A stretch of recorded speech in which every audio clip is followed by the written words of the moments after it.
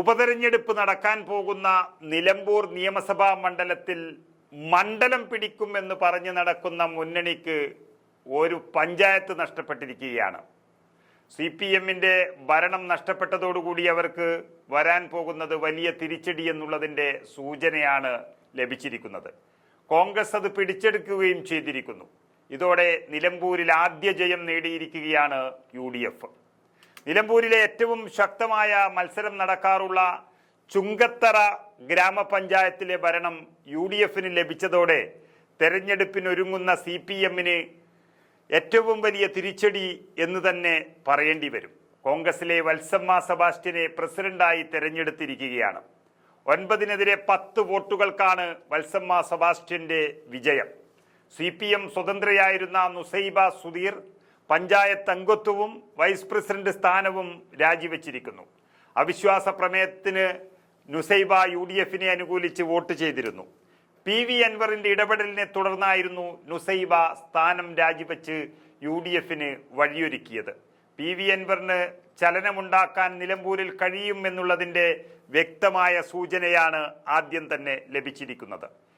നുസൈബയുടെ ഭർത്താവ് സുധീർ അൻവറിന്റെ പാർട്ടിയായ തൃണമൂൽ കോൺഗ്രസിന്റെ മണ്ഡലം കൺവീനർ കൂടിയാണ്. അങ്ങനെ CPMന്റെ കോട്ടകൾ ഓരോന്നായി തകർത്ത് മുന്നേറുകയാണ് മുൻ MLA കൂടിയായ PV അൻവർ. ഇത് CPMന്റെ ആത്മവിശ്വാസം ഉപതെരഞ്ഞെടുപ്പിന് മുമ്പ് തന്നെ തകർത്ത് കളഞ്ഞിരിക്കുന്നു. 20 അംഗങ്ങളാണ് ചുങ്കത്തറ പഞ്ചായത്തിൽ ആകെ ഉള്ളത്. LDFന് 10, UDFന് 10 എന്നിങ്ങനെയായിരുന്നു അവിടുത്തെ കക്ഷിനില. UDF ആയിരുന്നു ആദ്യം അധികാരത്തിലുണ്ടായിരുന്നത്. പിന്നീട് UDFലെ ഒരംഗം PV അൻവറിന്റെ തന്നെ സ്വാധീനത്തിൽ LDFലേക്ക് കൂറുമാറുകയും UDFന് ഭരണം നഷ്ടമാവുകയും ചെയ്തിരുന്നു. തുല്യമായ വോട്ടുകൾ എങ്ങനെ നേടിയപ്പോൾ പിന്നീട് നറുക്കെടുപ്പിലൂടെ ഭരണം LDF ആണ് നേടിയത്.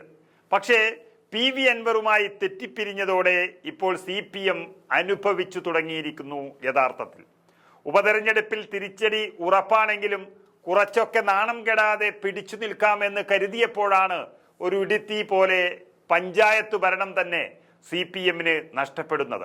PV അൻവർ പോയാൽ ഒരു ചുക്കും ഇവിടെ സംഭവിക്കില്ല എന്ന് നിലമ്പൂരിൽ തന്നെ പ്രസംഗിച്ച് നടന്നവരും വീമ്പിളക്കി നടന്നവർക്കും നല്ല മറുപടിയാണ് ചുങ്കത്തറ നൽകിയിരിക്കുന്നത്.